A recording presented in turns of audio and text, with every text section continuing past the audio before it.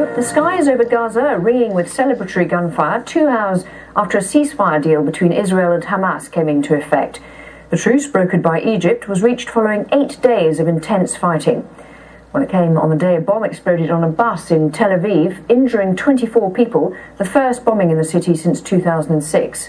In Gaza, more than 20 people were killed in Israeli raids on Wednesday before the truce came into effect, 7 of them children. Israeli attacks have killed 162 Palestinians over the past 8 days, more than 40 of them children. And 1,200 Palestinians have been injured. More than 1,400 rockets were fired from Gaza. 4 Israeli civilians were killed and 1 soldier. Well, the truce follows days of intense efforts from some of the world's top diplomats. The Egyptian foreign minister announced the ceasefire alongside US Secretary of State Hillary Clinton. Out of Egypt's responsibility towards the Palestinian cause to stop the bloodshed and to maintain stability in the region, Egypt has been working hard with its allies since the escalation of violence in Gaza. We've also been working with the Palestinian leadership, the resistance factions, the Israelis, as well as the US. And these efforts have resulted in a ceasefire aimed at putting an end to recent bloodshed. In the days ahead, the United States will work with partners across the region to consolidate this progress, improve conditions for the people of Gaza, provide security for the people of Israel. Let's take a closer look now at the ceasefire deal. The first point states that Israel must stop all aggression against Gaza through land, sea and air and put a halt to targeted killings.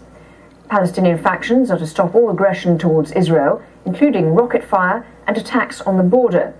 A third point is that all border crossings into Gaza will be opened to allow an easing of the movement of people and goods. And that will come into effect 24 hours after the start of a ceasefire. The deal states that Egypt will act as the guarantor. And finally, the agreement notes that there are other terms that will be discussed as necessary at a later date. The Israeli Prime Minister Benjamin Netanyahu gave a news conference shortly after the ceasefire announcement. I would like to thank the US and Secretary of State Hillary Clinton and Egypt for their help in achieving this ceasefire. I spoke to President Obama this evening and thanked him for allowing the situation to settle and letting the citizens of Israel get back to their lives. It's clear that Israel cannot sit with its arms folded against the enemies with their weapons of terror. Together with the US, we will fight against these weapons of terror, most of which come from Iran. Well, I spoke to Israeli government spokesman Mark Regev an hour after the ceasefire came into effect. Here's what he had to say. From our point of view, we wished we wouldn't have had to have the last 8 days. From our perspective, the conflict was forced upon us by the rocket fire from Gaza into Israel. Now, these understandings reached with the Egyptians promise to create a new reality for the citizens of southern Israel who will, if these understandings are implemented, and I will believe they will be, a period of peace and quiet, both for Israel's civilian population and for Gaza's civilian population. It can be win-win. Well, in a moment we'll get more on the deal from Nisrina Shumaila in Jerusalem, but first let's talk to Nicole Johnston in Gaza City. So Nicole, give us an indication of what's going on there right now. There has been a lot of celebration going on in different places across the Gaza Strip. We've heard quite a bit of celebratory gunfire. People are very relieved, no doubt, hoping that this ceasefire will actually last and that at some stage in the next 24 hours, those who've left their homes and fled to United Nations schools can start to return home. We are getting some reports that there has been some rockets fired from Gaza into Israel.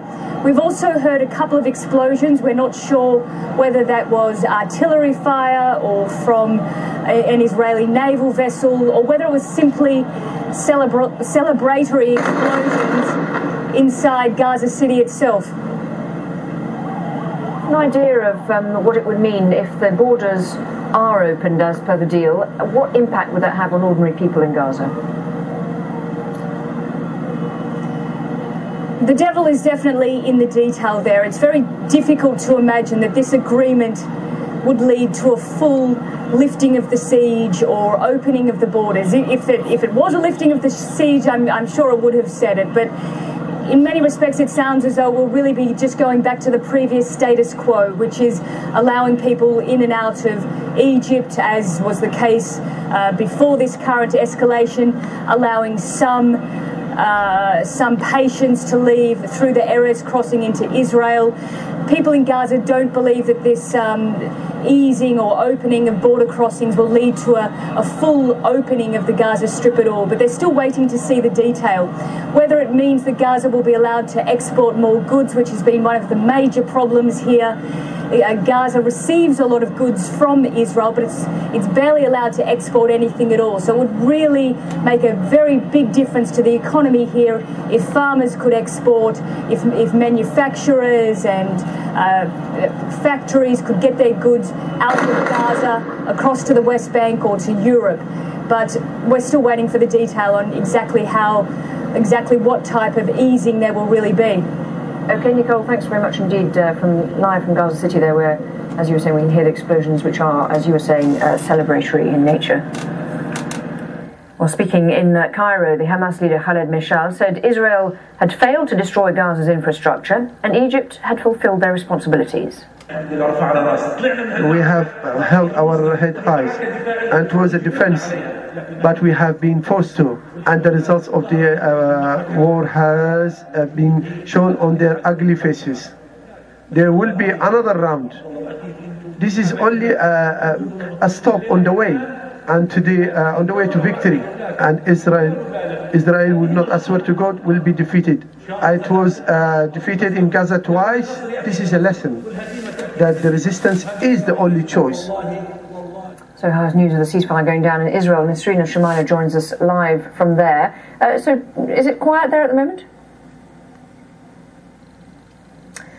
Well, let me just tell you that we've been able to confirm with the Israeli police spokesperson that 12 rockets were launched from Gaza into southern Israel after the ceasefire announcement was made. At least one of them was intercepted by the Iron Dome missile defense system.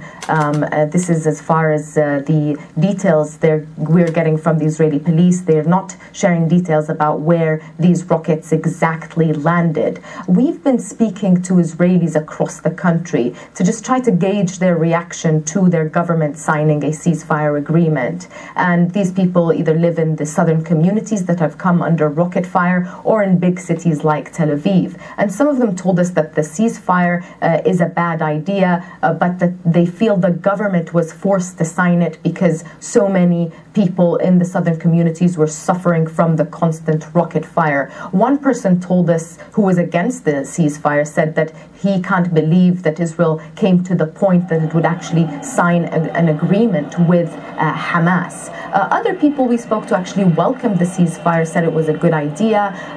It prevents a further escalation, a ground operation. Most people's concerns were, they said, that there would be a high death toll among soldiers if there would be a ground operation. So people who welcomed the ceasefire said that the main deterrent they felt in the way of the government pursuing a ground operation was actually the loss of civilian lives. One woman we spoke to actually said she was happy about the ceasefire because she was concerned about the tens of thousands of army reservists whose drafting was approved in the last few days, and she said she was happy that they would be returning home. However, there are people who told us that they have concerns about the ceasefire and still want to test it and see if it holds. One of the concerns is that other Palestinian factions, not Hamas, not the Islamic Jihad, who weren't directly involved in the